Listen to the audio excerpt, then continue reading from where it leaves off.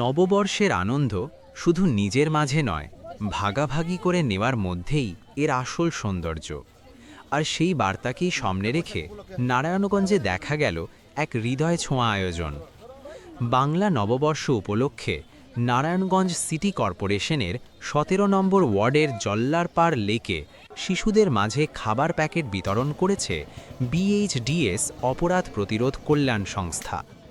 মঙ্গলবার ১৪ই এপ্রিল নতুন বছরের প্রথম দিনেই পরিবার পরিজন নিয়ে ঘুরতে আসা মানুষের ভিড়ে মুখর হয়ে ওঠে পুরো এলাকা। উৎসবের এই আনন্দঘন মুহূর্তে ছোট্ট সোনামণিদের হাতে শুভেচ্ছা স্বরূপ তুলে দেওয়া হয় বিস্কিটের প্যাকেট। শতাধিক শিশুর মাঝে এই উপহার বিতরণ করা হয়, যা তাদের মুখে এনে দেয় হাসি আর বাড়িয়ে দেয় উৎসবের আনন্দ।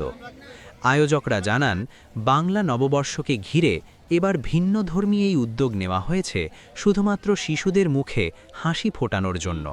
এমন মানবিক কাজ করতে পেরে তারাও বেশ আনন্দিত।